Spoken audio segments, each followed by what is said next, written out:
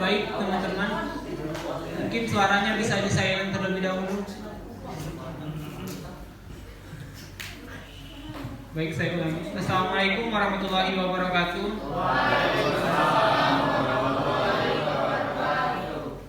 Baik, selamat siang, salam sejahtera untuk kita semua. Teman-teman, apakah masih semangat semua? Baik, kita akan memasuki pemateri kedua oleh Bapak Muhammad Arfian Taufik untuk bedah film dokumenter Tragedi Jakarta 1998 Gerakan Mahasiswa di Indonesia Melawan Tirani. Baik, untuk mempersingkat waktu, langsung saja kita mulai kepada Bapak Muhammad Arfian Taufik SE. Kepadanya saya persilakan.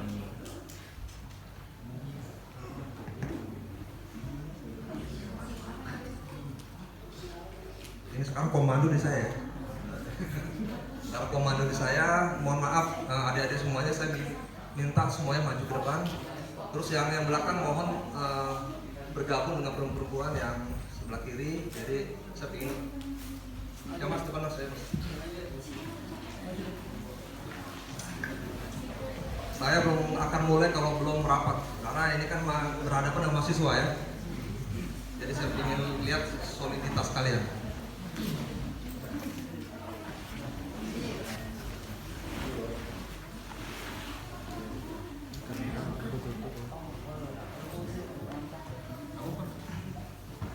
Oke, sebelumnya saya mau sampaikan siang ini. Pertama, saya bicara di sini dibatasi tidak dibatasi ya? Nanti saya bicara tidak dibatasi di sini.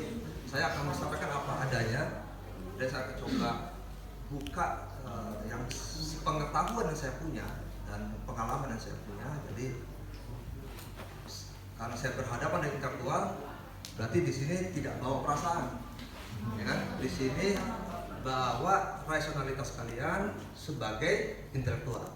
Oke?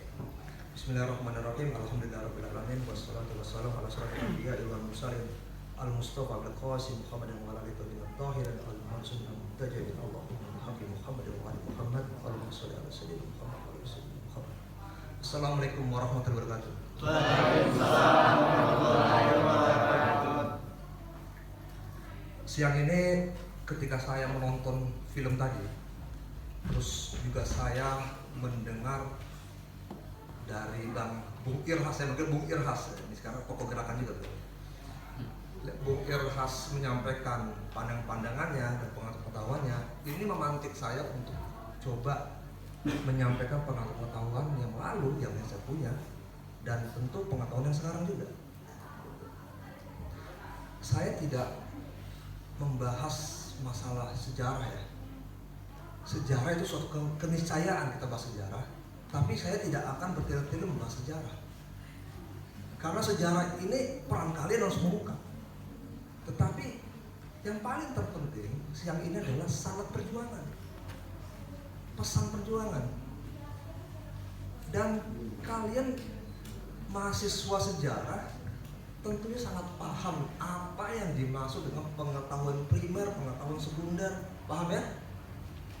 Kalau pengetahuan primer sudah pasti adalah pengetahuan yang kalian ambil secara korespondensi yang mungkin orang itu mengalami langsung atau hidup sezaman itu, ya. Misalnya kalau kalian membahas Majapahit, maka sumber primer yang harus diambil apa? Kitab Negara Kertanegara, karena dia ditulis di zaman itu. Terlepas benar atau salah, sampingkan dulu, tapi itu sumber primer, betul ya? Nah, lalu sumber sekundernya apa nih? Kalau membahas Majapahit, kitab Raraton, yaitu ditulis kurang lebih 200 tahun kemudian. Nah, sekarang ini kita berhadapan, kita bicara, saya bisa dikatakan saya sumber primer karena saya hidup di zaman Soeharto dan saya melihat peristiwa-peristiwa, meskipun tidak semuanya saya melihat, tapi yang paling melihat justru abang saya, karena abang saya juga aktivis. Nah, kalau kalian tadi lihat ada foto Heri Hartanto dipegang di depan petinya itu rumahnya cuma berapa gang dari rumah saya. Dan ketika terjadi penembakan itu di daerah rumah saya itu benar-benar mencekam sekali kan. Dan saat itu abang saya nggak mau pulang, ya kita juga nggak tahu gimana situasinya, nggak karuan ya kan. Tiba-tiba dapat kabar dari tetangga kita maupun satu kampus juga ternyata tertembak. Nah itu sangat mencekam, dan rumah kita jadi rumah gerakan itu. Dan jadi begini, yang paling terpenting itu adalah sangat perjuangan yang perlu kita sampaikan, yang perlu saya utarakan kepada adik-adik semua di sini. Kalau hanya membahas sejarah, kalian bisa buka kok sekarang, tidak ada batasan pengetahuan. Di Google dengan klik tentang reformasi 98, tentang tragedi Jakarta 98, itu sangat terbuka semuanya dari berbagai macam pro dan kontra ya. Tetapi sangat perjuangan ini paling penting. Jangan sampai ada terputusnya pengetahuan. Intelektual, kalau kalian mengaku diri Anda adalah mahasiswa yang intelektual, maka yang Anda bawa adalah intelektualnya dan pengetahuannya. Tanpa pengetahuan tidak ada gerakan. Kalian pernah dengar Anwar Sadat pernah dibunuh? Presiden Mesir ya? Ketika pembunuh dibawa dalam suatu hakim, ditanya, kenapa kamu melakukan pembunuhan terhadap Anwar Sadat? Karena dia adalah sekuler. Lalu ditanya, apa yang kamu ketahui tentang sekuler? Saya tidak tahu. Anda bayangkan, sudah terjadi pembunuhan, sudah terjadi suatu gerakan, ternyata pemahaman terhadap sekuler itu tidak dipahami. Ini gerakan apa kira-kira? Betul nggak? Nah, jangan sampai reformasi kita tidak paham apa itu reformasi dan pesan apa dalam gerakan reformasi. Dan kalau kamu lihat di video itu ada akhir-akhirnya pesan revolusi ya gitu kan. Sampingkan dulu reformasi dan revolusi. Sekarang kita mengeluh reformasi nggak ada perubahan. Oke, saya tanya, apakah yang kamu inginkan revolusi? Kalau kamu jawab, iya, saya ingin revolusi. Yang bagaimana bentuk revolusinya? Ini juga absurd, nggak masuk di akal. Ini intelektual yang tidak punya visioner ke depan. Kalau kita nyanyikan lagu tatanan masyarakat, kita bangun tatanan masyarakat bagaimana? Tatanan masyarakat tanpa orba, itu kan lagunya kan? Tatanan masyarakat tanpa orba. Orba yang bagaimana? Orbanya apa sih? Orde baru. Orde baru itu apa? Orde baru itu Soeharto. Loh. Kalau bahasa tekstualnya orde ya orde. Baru ya new, baru, sesuatu baru. Bisa jadi kita diajak orde baru, karena juga orde baru gitu. Tapi kalau misalnya kita balik bahwa yang kita lawan ini bukan orde baru, tapi nilai-nilai kezoliman yang ada di orde baru itu sebenarnya. Tanpa kezoliman harusnya. Betul kan? Karena kalau misalnya cuma kalian terjebak dalam nama, ya kan? Ini tidak ada pemahaman yang makna di dalam dari nama-nama itu bahaya. Sama kayak sekuler. Kalian anti sekuler nggak paham sekuler, anti komunis nggak paham sekomunis, ya kan? Anti apa lagi? Anti Islam, anti ISIS aja. Saya pernah ketemu waktu itu ada mahasiswa kurang lebih mungkin 3 tahun yang lalu, 4 tahun yang lalu datang ke rumah anak KMD. Dia ingin bikin acara membendung ISIS. Malam-malam menarik bendung ISIS. Bang saya ini mau bikin acara bagaimana kita bikin acara seperti ini, bagaimana kita membendung ISIS. Ada apa mas? Ada masalah apa dengan ISIS? ISIS itu sebuah nama. Bisa jadi kamu bubarkan besok jadi sosis, gitu. Jadi susi mungkin bisa aja. Ini gerakan intelektual bukan terjebak dengan nama, tidak terjebak dengan simbol-simbol. Simbol-simbol bisa jadi adalah jadi hantu musuh-musuh kalian. Sekarang simbol-simbol jadi simbol yang paling mengerikan adalah jadi pusat untuk menggerakkan kalian simbol. Percaya nggak? Sekarang orang menciptakan simbol-simbol biar apa? Biar bisa menguasai kalian. Simbol agama, biar orang-orang agamis berkumpul dalam satu gerakan bisa dikendalikan. Simbol anarkis, simbol demokrasi, ya kan? Kami adalah pahlawan demokrasi, kan gitu kan? Simbol-simbol, tapi nggak punya makna. Intelektual bukan begitu. sadar dengan epistemologinya, sadar dengan pengetahuannya, bangkit dengan melihat bahwa ada kebobrokan, ada pemutusan sama perjuangan, ada pemutusan pengetahuan terhadap kalian. Dan ini yang paling penting. Kalau misalkan membendung ISIS, kalau misalnya bubarkan besok burukan gimana menjadi sosis? Kan nggak paham mana ISIS yang lalu, mana sosis yang sekarang gitu. Betul kan? Tetapi kalau kita memahami apa ideologi yang dibawa dari ISIS, kita bisa membendungnya. Betul kan? Kalian melawan sebuah ideologi yang kalian nggak pernah paham ideologi, ini adalah kebodohan. Makanya musuh terbesar itu adalah kebodohan. Intelektual nggak boleh bergerak tanpa ada pengetahuan. Kita buka-bukakan saja. Misal sekarang, mohon maaf, semoga tidak tersinggung. Banyak gerakan era sekarang ini gerakan prematur. Apa itu gerakan prematur? Bergerak tanpa pengetahuan, tanpa dia memahami benar-benar apa yang harus dia gerakan. Bahkan saya pernah mendengar demonstrasi sekarang udah mau era kudeta, terlalu dini kudeta era sekarang. Berbeda dengan era berhadapan Soeharto. Kudeta yang bagaimana bentukannya? Ini pembodohan. Jangan-jangan kalian sedang terputus pengetahuannya. Jangan-jangan kalian tidak paham apa yang kalian perjuangkan. Contoh mohon maaf.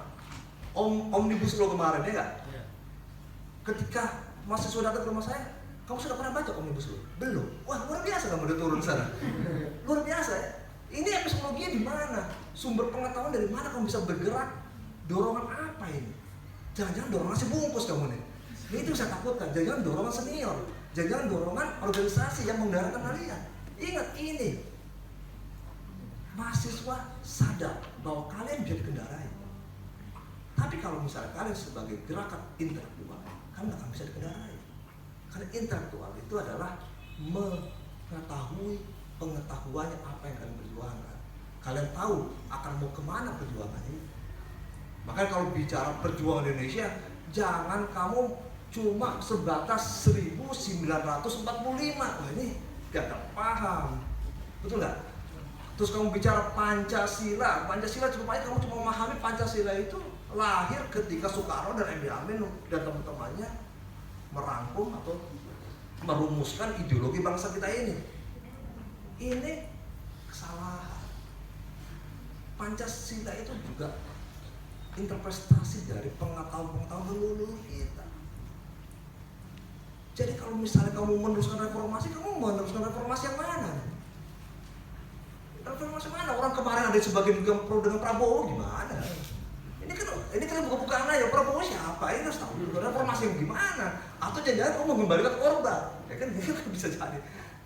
Tapi manusia bisa berubah, ya kan? Tetapi ingat, ya kan? Kita harus cermat sebagai intelektual. Cermat mana lawan, mana kawan, mana yang benar-benar bisa memperjuangkan perjuangan Indonesia. Karena perjalanannya sangat panjang. Bangsa kita bangsa yang lama pernah dijajah. Tetapi dari hasil penjajahan itu kamu harus tahu bahwa banyak pengetahuan kita yang putus. Akhirnya kita jadi generasi yang baru yang nggak ada hubungannya dengan gara-gara intelektual dahulu atau para leluhur kita. Nah ini yang kita takutkan. Jangan-jangan milenial, generasi milenial nggak ada hubungan dengan generasi 98 misalnya. Karena generasi 98 tidak bersentuhan atau tidak memberikan amanah perjuangan kepada generasi selanjutnya. Betul kan? Ini jadi keterputusan pengetahuan. Ingat, yang paling mengerikan adalah terputusnya pengetahuan. Tidak tahunya pengetahuan. Intelektual tapi malas baca. Intelektual malas diskusi. Intelektual susah membahas sesuatu yang harus dibahas. Kira-kira memang peran intelektual membahas. Misalnya kemunduran cara berpikir mahasiswa. Ini yang paling penting. Kenapa? Semangat mahasiswa itu berkurang. Wah, ini kalau misalnya penguasa-penguasa lihat, ya, ini momentum yang baik, bisa dikendalikan lagi, ya kan? Apalagi kalau saya mau jujur, ketika waktu itu Prabowo mencalonkan, itu saya rasanya kalau seandainya dia menang, berarti ada keputusan pengetahuan yang sangat mengerikan. Ya. Ini terlepasnya bukan kita bicara politik ya, ini bicara pengetahuan ya. Kalau ngomong orde baru, kamu harus tahu orang-orang yang ngomong siapa. Ya bisa aja, karena kamu tidak punya pengetahuannya, kamu tidak kenal siapa tokoh-tokoh Orde Baru, kan orang tinggal ganti pakaian saja kan. Langsung dibalut dengan pakaian kesucian ya gitu. Oh, saya orang-orang baru, orang suci, saya memperjuangkan rakyat. Ini gimana ini? Orang-orang pernah menikmati era Orde Baru itu perlu dipertanyakan seharusnya. Sampai detik ini, siapapun yang jadi menteri, siapapun ini harus dimonitor. Nah, intelektual sadar seperti itu. Pengetahuan yang tidak terputus. Nah, sekarang kalau kamu menjadi gerakan reformasi, perjuangan reformasi, mahasiswa reformasi, kamu mau membawa perjuangan seperti apa? Kalau ideologi bangsa kita dan Pancasila misalnya, sudah sejauh mana kalian mengkaji tentang Pancasila? Dan bagaimana kamu mengaplikasikan Pancasila dalam kehidupan sehari-hari? Sekarang aja ngomong Pancasila kayak tabu. Lihat, saya ngomong Pancasila mukanya udah apa ya ngomong Pancasila hari ini? Apa ya kita masih layak bicara Pancasila? Ini menunjukkan apa? Pancasila hanya sebagai nama, sudah tidak menjadi energi perjuangan dalam hidup ini. Jadi jangan sampai kita tidak punya pandangan yang paham tentang Pancasila. Tapi ingat, Soeharto juga menggunakan Pancasila. Dia menggunakan yang paling Pancasilais, dia selalu menggunakan dia paling paham Pancasila. Dia memutus pengetahuan seakan-akan Soekarno itu adalah komunis. Jadi dia paling Pancasila. Nah ini bahaya kalau misalnya tidak paham tentang Pancasila. Nah terkadang kita ini bicara gerakan terbatas sama gerakan manusia. Kalau cuma gerakan manusia itu bisa jadi kalian cuma seperti alat-alat, cuma kepentingan. Tapi sebenarnya manusia itu kan bukan hanya sebatas hidup kan. Manusia kan bukan hanya sebatas kalian menjalankan kehidupan, terus kalian sukses makan, punya keturunan, terus mati. Bukan seperti itu perjuangan kita. Makanya memberikan semangat perjuangan kita ini harus punya nilai. Perjuangan apa yang kalian perjuangkan di Indonesia ini? Mahasiswa punya nilai apa? Kalau dari Pancasila aja kita tidak memahami, gimana perjuangan kita akan kuat? Misalnya, sila pertama ketuhanan yang Maha Esa. Kenapa tidak bertuhan yang Maha Esa, tapi ketuhanan yang Maha Esa? Karena kalau bertuhan Maha Esa itu adalah bisa jadi pembohongan, bisa jadi pembodohan. Karena orang bisa aja mengatakan saya bertuhan, saya bisa aja mengatakan saya beragama, saya berkemanusiaan. Orang bisa mengklaim seperti itu. Tapi kalau ketuhanan itu sudah membawa nilai Tuhan. Jadi nilai Tuhan itu sudah manifestasi dalam diri kalian. Kalian membawa nilai Tuhan, baru kalian bisa melanjuti ke sila kedua, kemanusiaan yang adil dan beradab. Nah, adil dan beradab bisa kamu sandarkan dengan nilai-nilai ketuhanan. Kalau tidak, kamu sebatas hanya manusia dan manusia. Kita alhamdulillah dilahirkan di Nusantara ini yang memang perjuangan kita dibawa dengan nilai ketuhanan. Tidak ada di dalam sejarah itu kita adalah bangsa yang ateis, bangsa tidak bertuhan. Tidak. Bertolak belakang dengan fitrah kita manusia. Kita lahir dari nilai ketuhanan. Dari dulu. Ya bersyukurnya kita juga yang perlu kita bawahi bahwa kita bangsa yang dijajah, bukan yang menjajah. Betul nggak?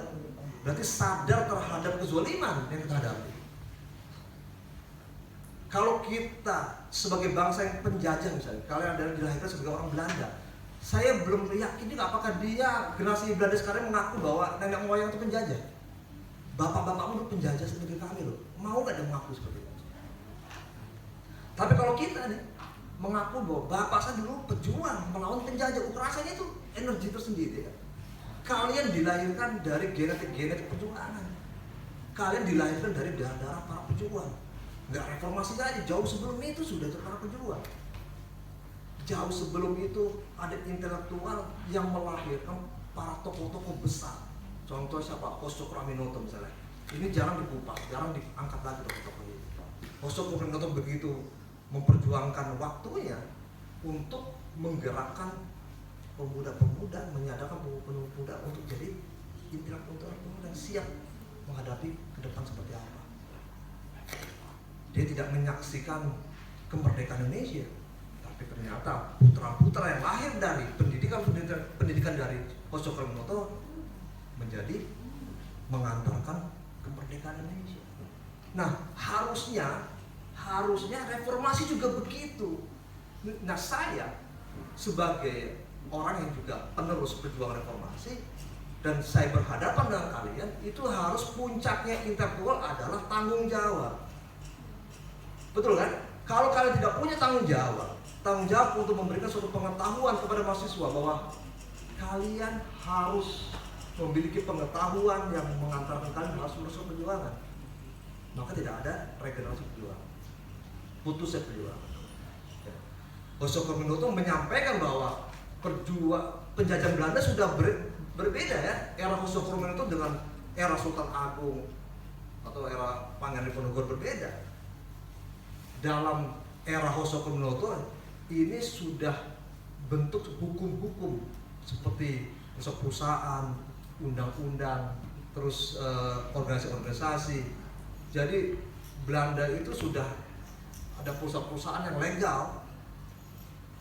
Makanya Hosokromoto bergerak dengan gerakan membangun organisasi juga. Salah satunya Syarikat Islam menjadi organisasi terbesar ya saat itu. Dan itu ditakuti oleh Belanda. Karena di sini itu adalah orang-orang intelektual dan orang-orang para petani yang disadarkan. Dan Soekarno melihat itu terinspirasi. Ya. Begitu banyak yang lahir dari situ. Sumaun termasuk ada di situ. Satu lagi tokoh-tokoh yang kita sering kita lupakan seperti dari Minang ini banyak sekali ya. Itu luar biasa. Banyak tokoh dari Minang yang aku tak ingat. Yang kalian jangan lupakan, dulu kita pernah punya ibu kota di sana kan? Betul nggak? Punya ibu kota. Dan kembali lagi negara kita punya ibu kota di hutan. Karena dulu Majapahit juga bangunnya di hutan gitu. Membangun gerakan dari perkebunan, dari hutan, buka lahan. Nah, ketika jadi ibu kota itu darurat ada di Minang, itu juga di hutan. Kalau nggak ketangkep, Jenderal Sudirman sampai bergerak kan dalam hutan. Nah, kita ini yang seperti ini harus kita ungkap. Coba kamu sedikit aja, kamu video tadi ada pembatasan gerakan perempuan kan? Ada nggak ada? Perempuan disuruh pulang kan? Jangan libatkan perempuan, betul nggak? Nah, ini kalau kamu tahu sejarah Indonesia ini sebelum terjadinya nama Indonesia ini, perempuan itu jadi gerakan intelektual. Kalau kamu tahu empuk, bahasa empuk itu empuk dari empuk perempuan, empuk itu dari perempuan. Jadi tempat pengetahuan. Contoh tokoh dari Aceh misalnya, Laksamana Malahayati misalnya. Ada yang tahu Laksamana Malahayati? Tokoh gerak Laksamana itu adalah apa? Nakoda ya? Nakoda ya? Nakoda laut perempuan. Ini nggak main-main. Abad 15 belum terbentuk negara Indonesia, tapi dia termasuk orang yang membunuh, yang bisa membunuh dengan tangannya sendiri. Kornelis de Houtman misalnya di galat kapal, jadi bertarung 1 lawan 1. Ya. Bagaimana bisa di film itu perempuan bersingkirkan, tidak boleh ikut? Orang dulu perempuan ikut perang. Bahkan Laksamana Malahayati mengumpulkan para janda-janda yang mati syahid ketika perang membendung Portugis. Namanya kalau salah Inongbale kalau salah. Inongbale itu maksudnya pasukan janda. Luar biasa. Enggak tanggung-tanggung. Janda dikumpul berapa orang? Mau tahu? 2.000 orang. Pasukan janda dikumpulkan dan bapaknya suaminya sudah syahid. Lihat, coba kamu cek sendiri ya. Kalau nggak percaya jangan bohong. Ini luar biasa Laksamana Malahayati. Laksamana perempuan yang gagah berani dan bapaknya seorang Laksamana, kakeknya juga Laksamana. Berarti apa? Sanad perjuangan. Jangan sampai kita tidak memiliki gerakan-gerakan perempuan. Jangan sembarangan. Sejarah Indonesia ini perempuan luar biasa. Perempuan dan laki-laki menjadi kosmologi gerakan yang tidak bisa terpisahkan.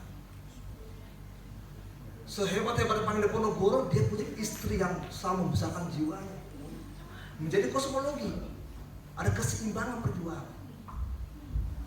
Nah, kayak Laksamana Malahedi, ada yang berusaha untuk menutup itu pengetahuan itu. Agar apa? Perempuan juga tidak bangkit. Cuk Nyadi dan sebagainya. Ya. Sebelum kalian bertanya kan saya akan jawab.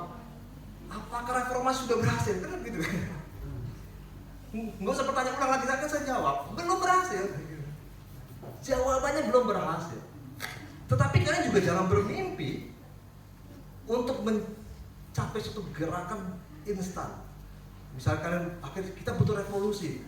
Revolusi apa? Jangan-jangan revolusi makna yang kau pahami adalah revolusi instan. Waduh, ini yang bahaya.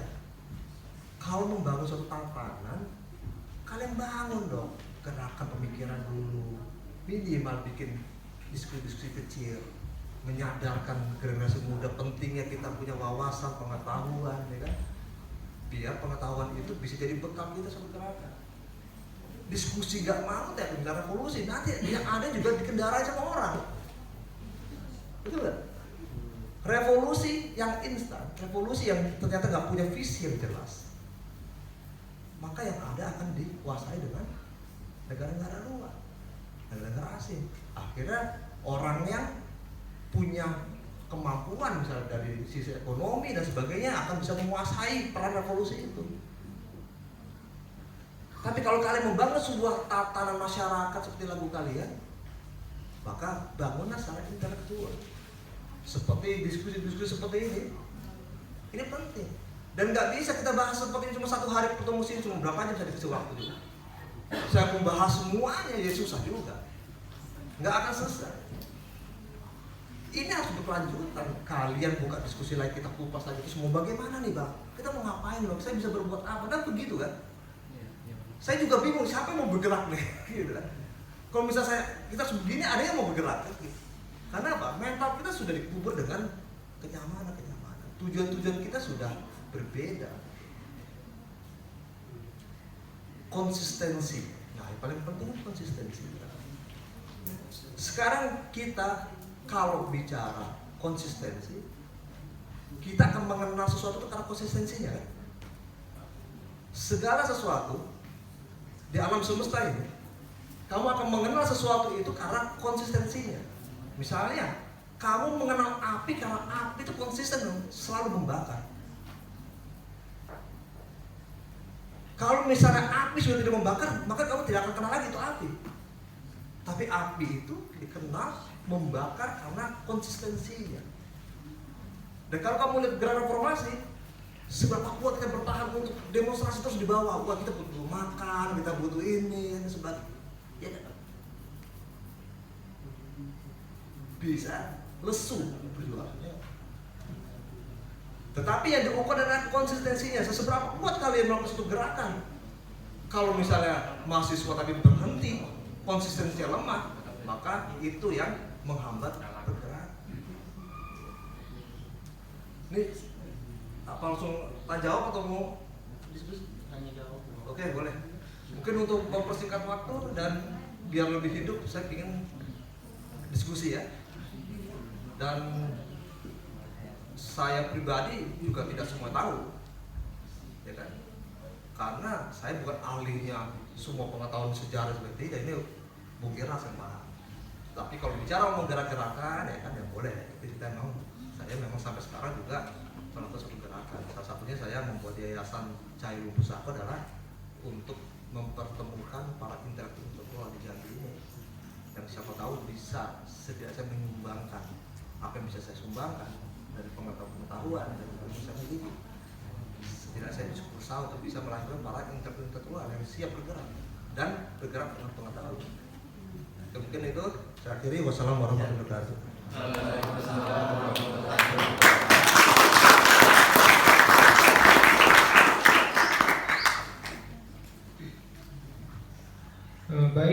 kasih kepada Pak Muhammad Arfian yang telah memaparkan materi diskusi kita pada kesempatan kali ini dan membuka pikiran kita sebagai mahasiswa. Mungkin boleh beri aplaus lagi sekali teman-teman.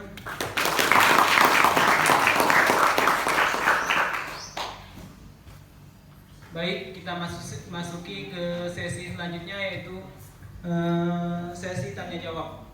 Mungkin dari pemaparan materi yang telah disampaikan oleh Bapak Irhas tadi dan Bapak Muhammad Arfian, mungkin ada yang ingin ditanyakan kepada teman-teman. Kepada teman-teman yang ingin bertanya, kami persilahkan. Silahkan angkat tangan dan menyebutkan nama.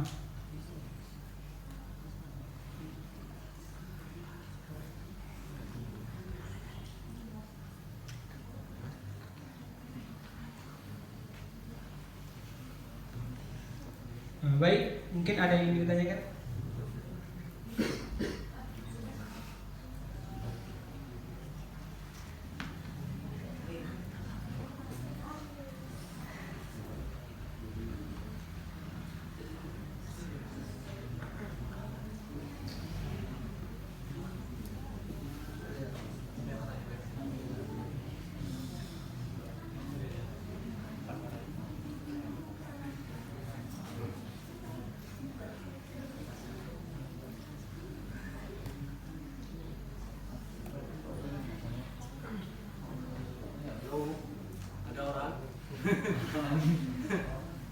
Ya, manfaatkan diskusi.